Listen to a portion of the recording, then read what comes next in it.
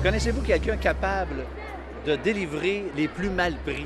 Ça se peut, mais j'en connais pas personnellement, là. Les autres personnes, les autres humains. Je pense que le premier effort doit être fait d'abord par la personne elle-même. C'est souvent des amis qui vont t'aider. Bien, moi, je pense que la foi dans quelque chose de mieux, la foi dans la vie, ça peut nous aider, mais l'entraide. C'est une question de solidarité, de compréhension, de partage. Chacun est capable, dans le fond, de donner l'aide à quelqu'un, que ce soit un voisin ou qui que ce soit. Oui, il y a toujours du monde qui sont prêts à faire le bien. J'en ai connu plusieurs qui étaient prêts à se sacrifier pour sacrifier leur bien-être pour nous aider, en fin de compte.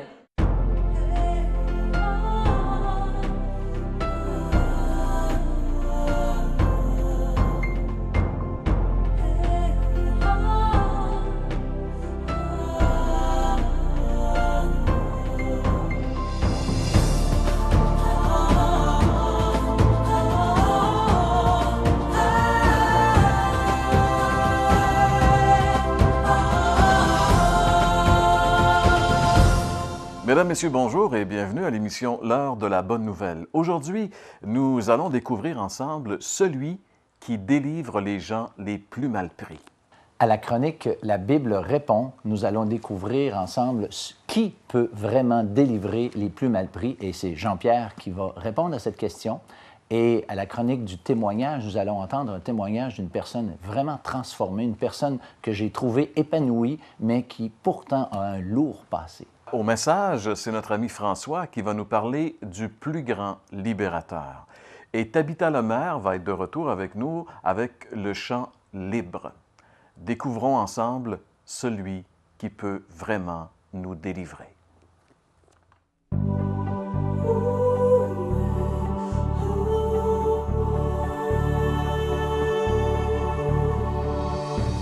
Qui peut délivrer les plus misérables? Eh bien, de plus en plus de gens aujourd'hui se retrouvent dans des situations vraiment pénibles. Pensons un peu à la mondialisation et ses effets pervers.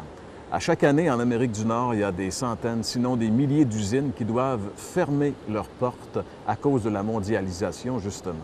Et quand on parle de fermeture d'usines, bien sûr, ça veut dire des centaines et des milliers de chômeurs. On pourrait aussi penser aux nombreuses coupures effectuées dans les programmes gouvernementaux qui ont fait en sorte que le chômage s'est vu accélérer également. Toutes ces personnes qui avaient une bonne source de revenus se retrouvent des fois très rapidement dans une situation de pauvreté extrême. Et le plus dramatique dans une situation comme celle-là, c'est bien sûr pas juste que la personne perd son revenu, mais la personne perd aussi sa dignité d'être humain. De nombreuses personnes qui ont perdu toute estime d'elles-mêmes se sentent aujourd'hui oubliées, complètement abandonnées et perdent tout espoir de voir des jours meilleurs. On pourrait aussi penser à ces personnes qui sont devenues esclaves de substances, de mauvaises habitudes, qui sont en train de les détruire complètement, que ce soit la drogue, l'alcool, le sexe, le jeu. Ces personnes essaient bien sûr de s'en sortir, mais très rapidement, elles réalisent qu'elles en ont ni la force ni les moyens. Y a-t-il quelqu'un qui peut vraiment les aider? Y a-t-il quelqu'un qui peut délivrer ce genre de personnes? On pourrait aussi penser évidemment à toutes ces personnes qui ploient sous le fardeau, des fardeaux de la vie, par exemple, ces gens qui ont subi des divorces, ces personnes qui ont vu leur famille éclater, ces parents qui ont de grandes difficultés avec un ou plusieurs de leurs enfants. Cette personne, par exemple, qui se fait dire par son médecin qu'elle est atteinte d'une maladie terrible. Eh bien, toutes ces personnes ne cessent de venir faire croître, grandir, grossir le rang des misérables. Peut-être que tu es une de ces personnes. Eh bien, j'aimerais te dire ceci. Il y a de l'espoir. Il y a quelqu'un qui peut entrer dans ta situation et changer les choses. Et cette personne, c'est Jésus. Voici ce qu'il a dit lorsqu'il est venu.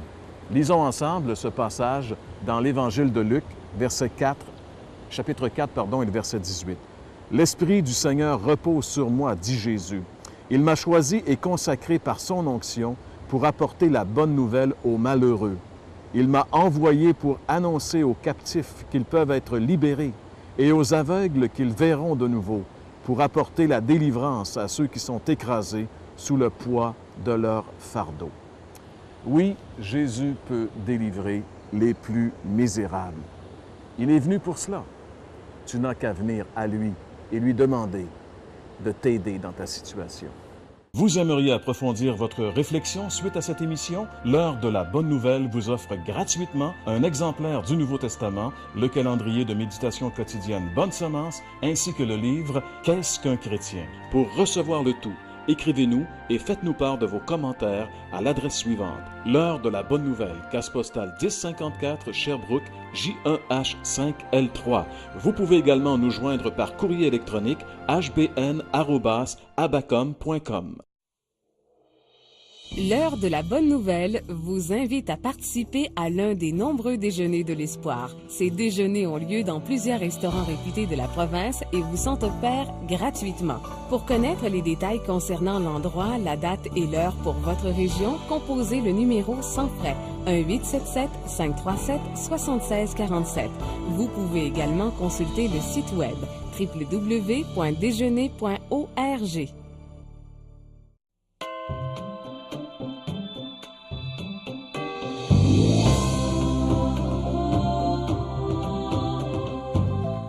Pour commencer, j'aimerais vous lire un passage de la Bible qui me touche beaucoup parce que la première fois que j'ai lu ce passage-là, j'ai compris à quel point Dieu est un grand créateur, puis à quel point il se souciait vraiment de sa création. Dans Psaume 139, versets 13 à 16, ça dit « C'est toi qui as formé mes reins, qui m'as tissé dans le sein de ma mère. Je te loue de ce que je suis une créature si merveilleuse. Tes œuvres sont admirables et mon âme le reconnaît bien. Mon corps n'était point caché devant toi lorsque j'ai été fait dans un lieu secret, tissé dans les profondeurs de la terre. Quand j'étais une masse informe, tes yeux me voyaient et sur ton livre étaient tous inscrits les jours qui m'étaient destinés avant qu'aucun d'eux existe. » C'est grand, c'est merveilleux parce que déjà dans le ventre de ma mère, le Seigneur, il connaissait mon nom. Il me formait, puis il savait déjà les joies, les peines, puis les épreuves que j'allais vivre. Puis ça me dépasse. Ce qui est encore plus merveilleux, je trouve, c'est qu'il savait le jour exact et l'heure exacte qu'il allait venir me rencontrer personnellement, toucher mon cœur puis changer ma vie pour toujours. Quand je me remets à penser à ma vie passée, je me suis rendu compte à quel point j'avais vécu des choses difficiles, des situations que j'avais enfouies vraiment au plus profond de moi-même, pour plus avoir à y penser, pour les oublier. Je me souviens, j'avais à peine 16 ans, puis je me sentais déjà comme une femme de 60 ans qui avait un lourd bagage à porter. J'étais fatiguée, j'en avais assez de cette situation-là. J'étais tannée de me défoncer, de me geler de plus en plus à chaque jour avec des drogues, avec de l'alcool pour oublier que j'avais tellement mal à l'âme. Je voulais oublier que j'avais vécu des attouchements sexuels, je voulais oublier l'éclatement de ma famille, je voulais oublier l'avortement, la prostitution. Finalement, je voulais oublier tout le mal que je vivais, mais aussi celui que je faisais autour de moi. Parce que jusqu'à un certain âge, oui, j'ai vécu des choses que les autres m'ont fait subir, mais un jour, il a fallu que je prenne mes propres décisions, mes propres choix, que je fasse mes propres choix. Puis j'ai pas fait les bons parce que pendant longtemps, j'ai vécu cette vie de débauche-là, de malheur-là. Et j'étais vraiment profondément toujours dans la tristesse et dans l'angoisse.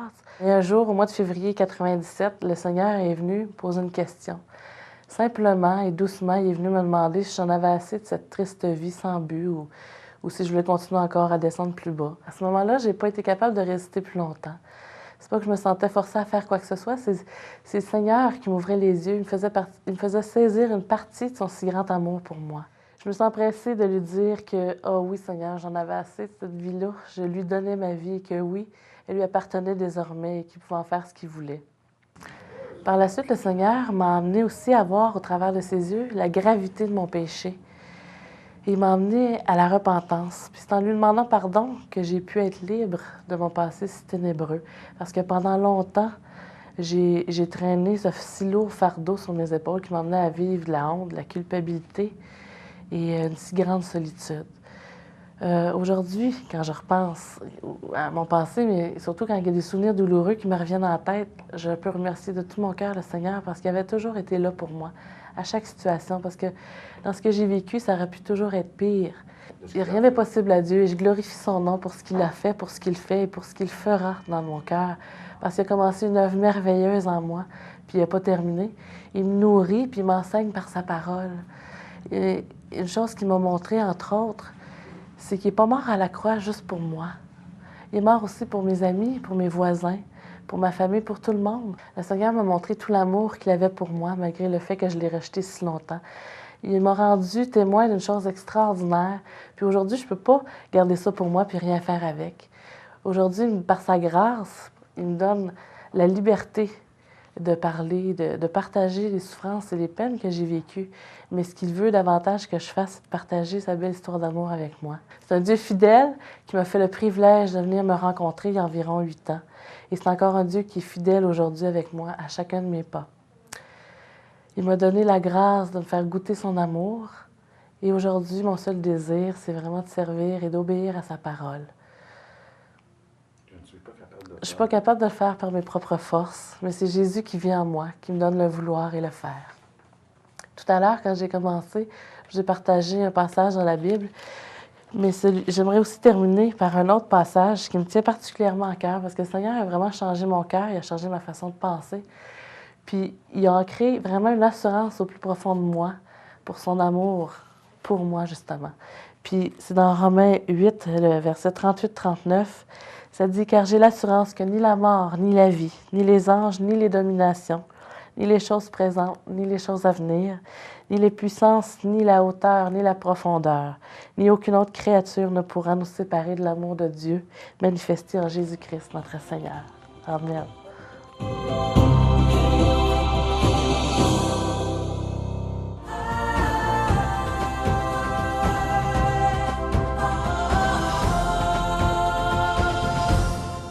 Découvrons aujourd'hui celui qui libère les plus mal pris.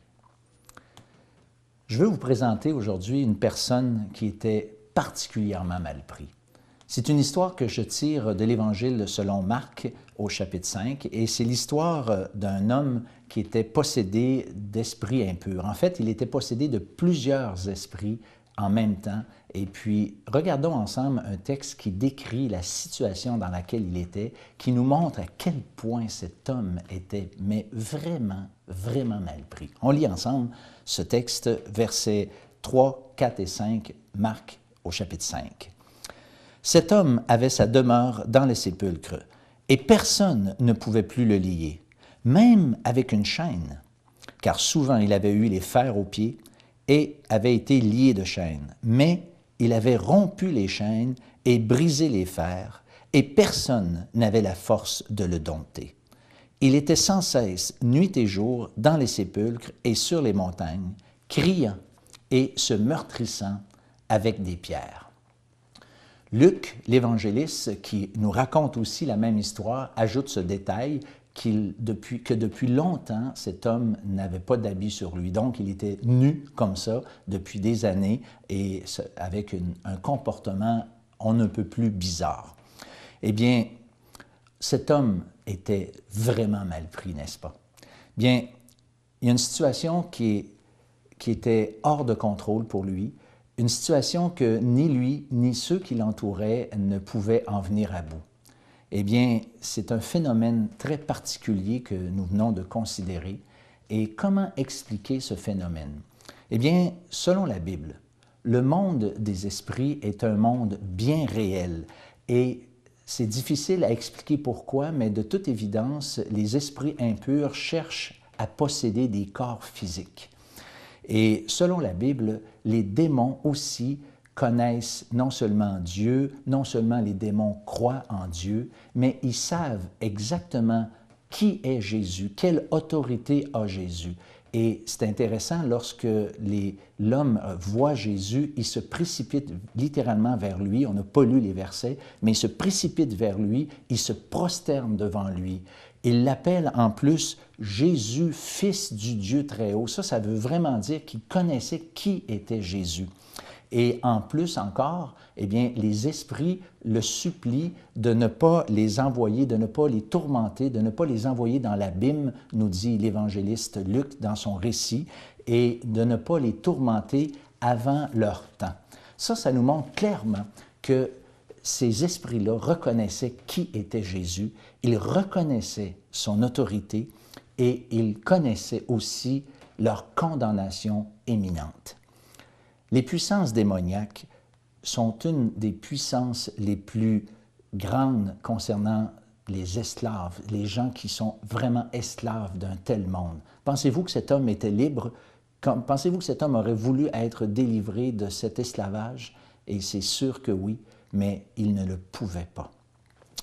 Il y a beaucoup de gens aujourd'hui qui sont aussi dans toutes sortes d'esclavage, qui fait en sorte qu'ils n'auraient pas souhaité ça à leurs pires ennemis. Des personnes qui souffrent cruellement de toutes sortes d'esclavage, qui aimeraient tellement être délivrés. Malheureusement, ni eux, ni ceux qui les entourent n'ont pu venir à bout de ces différents esclavages. Bien sûr, nous ne sommes pas tous possédés d'esprits impurs, mais la Bible nous dit clairement qu'on est quand même sous l'influence du malin, puisque le Nouveau Testament nous révèle que Satan est le prince de ce monde. La bonne nouvelle de Jésus, c'est que Jésus est capable de libérer les plus mal pris. Et là où ni personne n'avait pu faire quoi que ce soit, eh bien, la compassion et la puissance de Jésus va faire toute la différence dans cette histoire merveilleuse. Il y a des domaines dans lesquels nous devons reconnaître que nous sommes impuissants. Mais Jésus, cette puissance de Jésus a été manifestée. Devant lui, les démons ont tremblé, littéralement. Et devant sa simple parole qui les obligeait de partir, de quitter cet homme, eh bien cet homme, instantanément, a été libéré. Il y en a qui écoutent des émissions où on prend des personnes et on les transforme complètement. Eh bien, dans un sens, on n'a encore rien vu si on compare à l'histoire qui nous occupe présentement. J'aimerais vous lire les versets qui nous décrivent quel est le changement profond qui est arrivé lorsque Jésus a délivré cet homme. On lit au verset 15. « Ils vinrent auprès de Jésus, c'est-à-dire le voisinage, et ils virent le démoniaque, celui qui avait eu la légion, assis, vêtu et dans son bon sens, et ils furent saisis de frayeur. » Voyez-vous, plutôt que de courir et de se meurtrir avec des pierres, il est là maintenant, auprès de Jésus, assis, vêtu et dans son bon sens. On parle de transformation extrême et c'est vraiment ce que cet homme a vécu lorsqu'il a rencontré Jésus. Et j'aimerais vous faire remarquer aussi ce détail intéressant, c'est que cet homme est là près de Jésus. Suite à sa délivrance, cet homme est maintenant attaché à la personne du Seigneur Jésus. Il est intéressé de le suivre et le texte nous rapporte aussi qu'il va publier dans toute la Décapole ce qui lui est arrivé, ce que Jésus a fait pour lui. Et ça, c'est tout à fait logique, c'est tout à fait normal lorsque quelqu'un est ainsi délivré par le Seigneur Jésus. Mais vous savez, la Bible nous enseigne aussi qu'il y a un autre esclavage, non moins réel, qui est le péché, l'esclavage du péché. On n'est certainement pas tous possédés d'esprits impurs, mais tous, on est esclaves du péché, nous dit la Bible. Et Jésus est venu nous en délivrer. Voilà pourquoi il est venu. Il est venu pour nous délivrer. En fait, j'aimerais parler de deux aspects pour lesquels Jésus est venu nous délivrer. D'abord, il est venu nous délivrer de la puissance du péché. On lit ensemble un texte à cet égard dans l'Évangile de Jean, au chapitre 8 et au verset 38. « Si donc le Fils vous affranchit, vous serez réellement libres. » La Bible nous présente le péché comme un esclavage et la Bible nous enseigne que celui qui reçoit le message de l'Évangile reçoit aussi l'Esprit de Dieu dans sa vie qui devient une puissance au point de pouvoir vaincre le péché. Comme Paul l'appelle, la loi du péché qui lutte dans nos membres, le Seigneur Jésus, par son Esprit, est capable de nous rendre vainqueurs à cet égard. Mais il y a un autre aspect aussi extrêmement important de l'Évangile où Jésus nous délivre de la condamnation du péché. On lit ensemble que Jésus nous a délivrés du châtiment de nos péchés. 1 Corinthiens, le chapitre 15 et le verset 3 nous l'enseignent clairement. « Je vous ai enseigné avant tout, dit l'apôtre Paul, comme je l'avais aussi reçu, que Christ est mort pour nos péchés, selon les Écritures. » La Bible nous enseigne que le salaire du péché, c'est la mort, et que ce salaire du péché-là doit être un jour versé tôt ou tard. Mais ce qui est extraordinaire dans le message de l'Évangile, c'est que à la croix du Calvaire, il s'est passé quelque chose de très particulier que beaucoup de gens ont passé à côté de cette vérité-là. C'est qu'il y a eu quelque chose d'étrange qui s'est passé à la croix. C'est qu'il y a eu en fait un transfert de responsabilité. Le salaire du péché, qui est la mort, qui devait être sur moi et sur chacun d'entre nous, est tombé littéralement sur les épaules du Seigneur Jésus. Et c'est pour cette raison pour laquelle Jésus est mort. Il a subi rien de moins que la colère de Dieu. Ainsi, ce que Jésus a fait peut nous délivrer et de la puissance du péché et de la condamnation du péché. Est-ce que vous seriez intéressé à cette offre, à expérimenter cette double délivrance? Eh bien, simplement, ce que je vous invite à faire, c'est de reconnaître, dans un premier temps, que chacun d'entre nous, on est esclave du péché, que le péché nous mène littéralement par le bout du nez. L'orgueil, les convoitises de toutes sortes sont des choses qui sont derrière bien des actions que nous commettons sur une base quotidienne. Oui, on est esclave du péché et nous devons le reconnaître. Mais nous devons aussi reconnaître dans le plus profond de nos âmes que Jésus est celui qui, à cause de sa mort sur la croix, nous a délivrés et de la puissance du péché et de la condamnation du péché. Et ce qui nous reste à faire, c'est simplement, dans un geste de foi, dans une simple prière, demander à Dieu, « Seigneur, sauve-moi. Seigneur, délivre-moi. Je sais et je comprends maintenant que Jésus sur la croix a payé à ma place la dette de mon péché. » Et si vous faites ce geste, si vos vies sont transformées comme cet homme a été délivré de cette puissance démoniaque, eh bien, vous serez comme cet homme. Vous aurez envie d'être avec Jésus. Vous aurez envie de connaître de plus en plus sa personne, s'attacher à lui, le servir et faire comme nous on fait à l'heure de la bonne nouvelle. Partagez partout autour de vous ce beau message de l'Évangile qui a transformé votre vie et qui nous donne une destinée éternelle dans la présence même de Dieu.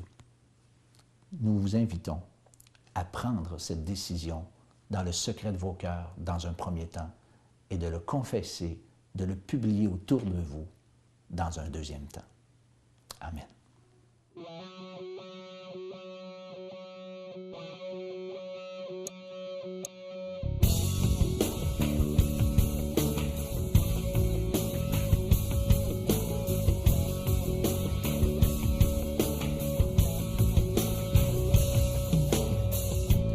Si longtemps marché, esclave de mes désirs, de mes pensées. Mais quand tu m'as trouvé, ton amour m'a complètement chaviré. Ce monde est à l'envers, mais moi je m'en vais droit vers mon destin. Ce monde court à sa fin, mais moi je suis bien au creux de tes mains. Même si tout semble noir autour de moi, ça ne me fait rien. Je déploie mes ailes et tu me montres le chemin.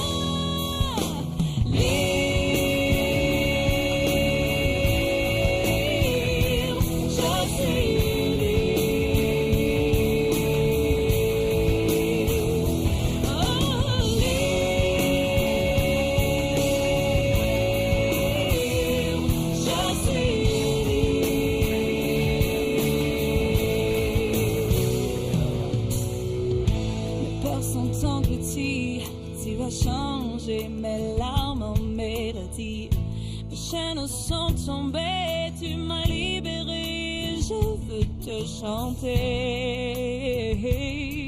Le mal qui autrefois venait pour m'arrêter est devenu le vent qui me fait voler.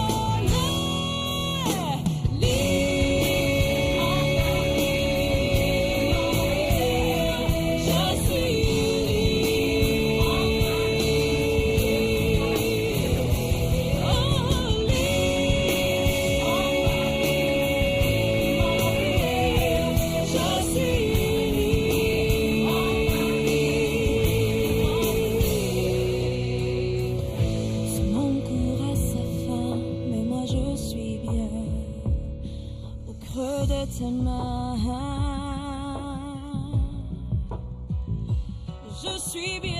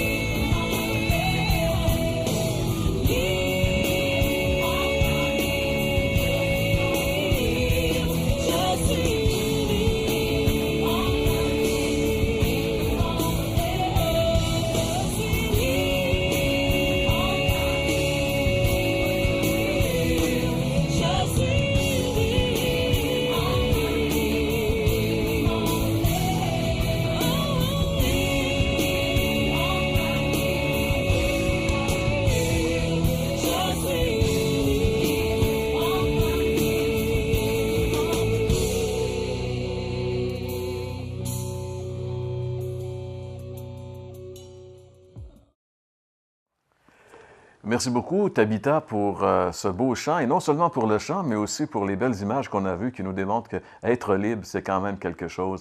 Et ce qui est merveilleux, c'est que le Seigneur Jésus voudrait nous rendre tous libres, et c'est pour ça qu'il a quitté le ciel. Un jour, alors qu'il était ici-bas sur la terre, l'Évangile de Jean nous rappelle ces paroles de Jésus. Il a dit « Si le Fils vous affranchit, vous deviendrez réellement libres. » Le Fils, c'est Jésus qui est le seul qui peut vraiment nous affranchir de tout ce qui nous domine. Il y a tellement de choses aujourd'hui dans le monde de la pensée, dans le monde des dépendances à quoi que ce soit, qui fait que presque toute l'humanité entière est sous dépendance. Mais Jésus peut vraiment nous libérer. C'est le grand libérateur et il nous dit, si le Fils vous affranchit, vous serez réellement libres. Alors, venez à Jésus tel que vous êtes, avec vos problèmes, avec vos difficultés, avec vos dépendances, et dites-lui, Seigneur, toi, tu es vraiment le grand libérateur, alors libère-moi, montre-moi que tu es ce grand libérateur, et vous allez voir qu'il est vraiment ce qu'il dit qu'il est. J'aimerais aussi vous rappeler en terminant que dans quelques minutes au restaurant Tracy à Sorel-Tracy, il y a un déjeuner de l'espoir. J'aurai le plaisir de présider ce déjeuner, donc je vous convie, les gens de Sorel-Tracy et des environs, à assister à ce déjeuner de l'espoir. François, merci pour avoir été avec nous aujourd'hui pour le message de la parole de Dieu. Et il nous reste que quelques secondes finalement pour vous convier à passer une très bonne semaine et à être des nôtres la semaine prochaine pour une autre émission de l'heure de la bonne nouvelle. Vous aimeriez approfondir votre réflexion suite à cette émission? L'heure de la bonne nouvelle vous offre gratuitement un exemplaire du Nouveau Testament, le calendrier de méditation quotidienne Bonne Semence, ainsi que le livre Qu'est-ce qu'un chrétien? Pour recevoir le tout, écrivez-nous et faites-nous part de vos commentaires à l'adresse suivante. L'heure de la bonne nouvelle, case postale 1054 Sherbrooke, J1H5L3. Vous pouvez également nous joindre par courrier électronique hbn@abacom.com. L'heure de la bonne nouvelle vous invite à participer à l'un des nombreux déjeuners de l'espoir. Ces déjeuners ont lieu dans plusieurs restaurants réputés de la province et vous sont offerts gratuitement. Pour connaître les détails concernant l'endroit, la date et l'heure pour votre région, composez le numéro sans frais 1-877-537-7647. Vous pouvez également consulter le site web www.déjeuner.org. Maintenant disponible, la série complète vous est offerte dans un coffret contenant 4 DVD pour la modique somme de 15 $, taxes et transports inclus. Pour commander, écrivez-nous. L'heure de la bonne nouvelle tient à remercier le manoir Brickey.